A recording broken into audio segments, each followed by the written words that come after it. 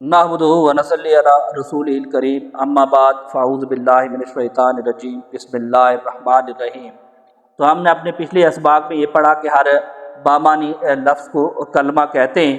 تو پھر ہم نے یہ کہا تھا کہ عربی زبان میں کلمہ کو مختلف اقسام میں مختلف اعتبار سے تقسیم کیا گیا ہے۔ پہلی قسم ہم نے بیان کی تھی کہ معنی کے اعتبار سے اس کو تقسیم کیا گیا اسم فعل اور حرف میں، اور مادہ کے اعتبار سے اس کو تقسیم کیا گیا ہے ثلاثی رباعی خماسی میں، اور ان کی آگے ہم نے کہا کہ دو اقسام ہوتی ہیں ہر ایک کی، ثلاثی مجرد، ثلاثی مزید فی، اور رباعی مجرد اور رباعی مزید فی، خماسی مجرد اور خماسی مزید فی۔ پھر ہم نے یہ کہا کہ افعال جو ہوتے ہیں نا وہ ثلاثی مزید فی اور ثلاثی مجرد سے آتے ہیں، اور رباعی مزید فی اور رباعی مجرد سے آتے ہیں، لیکن خماسی سے نہیں آتے۔ تو سوال صرف چار ہی اقسام، مادہ کی چار ہی اقسام سے آ رہے ہوتے ہیں۔ پھر ہم نے اس کی اقسام پڑھی تھی کہ حروف صحیح اور حروف علت کے اعتبار سے اقسام ہم نے پڑھی۔ تو ہم نے کہا کہ دو اقسام ہیں، وہ صحیح اور معتل ہیں۔ تو ہم نے یہ کہا تھا کہ صحیح وہ ہیں جن میں حرف علت نہ ہو، اور جن میں حرف علت واو الف اور یا آ جائے تو وہ معتل ہوتے ہیں۔ تو ہم نے کہا کہ صحیح کی بھی آگے تین اقسام ہم نے پڑھی تھی کہ سالم ہے، محمود ہے اور مضاف ہے۔ اور پھر ہم نے معتل کی ہم نے کہا کہ دو اقسام میں، معتل بیک حرف ہے اور معتل بدو حرف، اور معتل بیک حرف جس میں ایک حرف علت ہو۔ تو ہم نے کہا اس کی تین اقسام ہیں، مثال ہے، اجوف ہے، ناقص ہے۔ اور پھر ہم نے پڑھا کہ معتل بدو حرف کو لفیف بھی کہتے ہیں، اور اس کی آگے ہم نے دو اقسام پڑھی، لفیف مفروق اور لفیف مقرون۔ پھر ہم نے اسم فعل اور حرف کی پہچان پڑھی تھی کہ کیسے کیا قواعد ہیں جس سے آپ کو پتہ چل جائے گا کہ یہ اسم ہے اور یہ فعل ہے اور یہ حرف ہے۔ اس کے بعد آج ہم کریں گے پہچان صحیح اور معتل کی۔ تو صحیح وہ ہیں جن میں حرف علت نہیں ہوتا، حروف صحیح ہوتے ہیں واو الف اور یا کے علاوہ۔ تو یہ قعود، اس میں حرف علت ہے واو، تو یہ معتل ہے۔ لمس، اس میں حرف علت نہیں تو یہ صحیح ہے۔ اخذ، اس میں حرف علت نہیں ہے، یہ الف نہیں ہے، حمزہ اس کو پڑھیں گے، پھر اس کا ہم فرق آگے دیکھیں گے کہ کیا فرق ہے اس میں الف اور حمزہ میں۔ تو اس کو اخذ، اس نے پکڑا، یہ بھی صحیح ہے۔ وہبا، اس میں واو حرف علت ہے، اس نے بخشا، تو یہ بھی معتل ہے۔ صوم، یہ اس میں واو حرف علت ہے تو یہ معتل ہے۔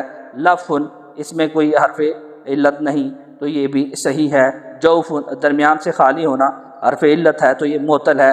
نجوۃ، حرف علت ہونے کی وجہ سے یہ بھی معتل ہے۔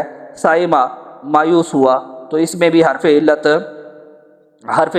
موجود نہیں۔ یہ جو واو نظر آ رہا ہے یہ بنیاد یہ بھی حمزہ ہے، اس کو لکھنے کا ایک طریقہ ہے، حمزہ کو لکھنے کا مختلف طریقے ہیں، تو اس انداز میں یہ لکھا گیا ہے، تو یہ بھی صحیح ہے۔ رضوان، خوش ہونا، یہ بھی اس میں حرف علت ہے تو یہ بھی معتل ہے۔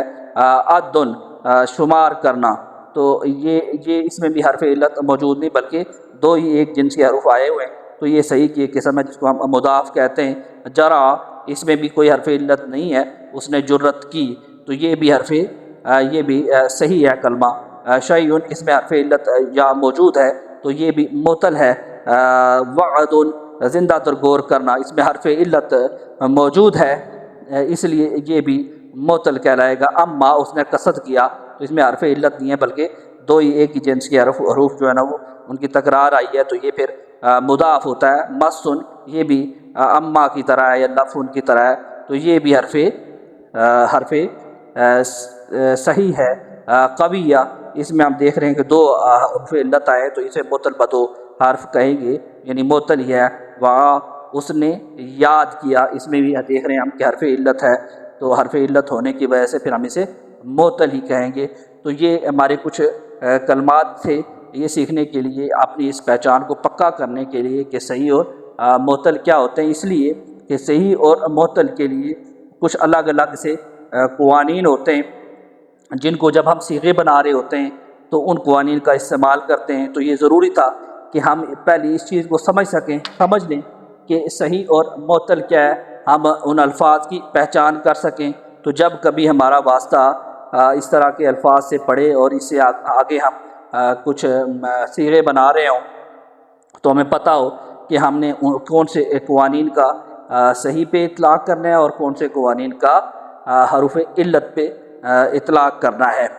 تو آگے چل کے ہم نے اس کا فرق بھی دیکھیں گے، کیونکہ حمزہ اور الف جو ہے نا یہ کنفیوز کرتا ہے لوگوں کو کہ جی یہ الف ہے کہ حمزہ ہے، تو اس کی پہچان کو ہم آگے پڑھیں گے، تاکہ یہ بھی ہو سکتا ہے کسی وقت کہ ہم اس کو واو الف اور یا کے چکر میں کہ یہ بھی حرف علت ہی ہے تو ہم اسے حرف علت کی طرح ہی لیتے رہیں، تو اس لیے ہم اس کو بھی ہم کلیئر کریں گے تاکہ یہ بھی جو کنفیوژن کسی وقت انسانی ذہن میں آ سکتا ہے، ہمارے ذہن میں آ سکتا ہے، وہ بھی دور ہو جائے۔ تو کہتے یہ ہیں کہ ہم الف اور حمزہ، الف پر کوئی حرکت نہیں ہوتی، جبکہ الف پر اگر کوئی حرکت آ جائے تو حمزہ کہلاتا ہے، الف پہ حرکت آ جائے تو وہ حمزہ کہلاتا ہے، وہ الف نہیں ہوتا۔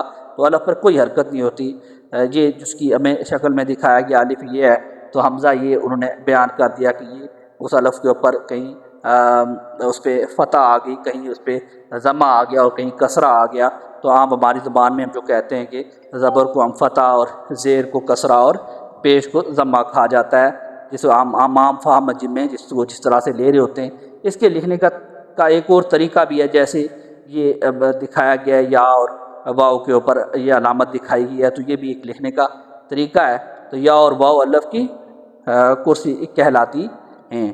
الف جو ہے نا اس کو بنیادی طور پر آواز کو کھینچنے کے لیے استعمال ہوتا ہے، اور ہمیشہ لفظ کے درمیان یا آخر میں آتا ہے۔ الف لفظ کے درمیان میں آ رہا ہوتا ہے یا آخر میں آتا ہے، جبکہ حمزہ جو ہے نا لفظ کے شروع، درمیان اور آخر میں آ سکتا ہے۔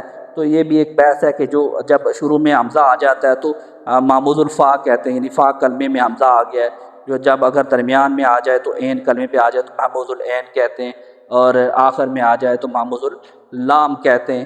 تو یہ اس کی کچھ مثالیں بھی یہاں پہ دی گئی ہیں۔ کتاب ما اسألک السماء، صدق اللہ العظیم۔ اللہ تعالی ہمیں دین سیکھنے، سمجھنے اور اس پہ عمل کرنے کی توفیق عطا فرمائے۔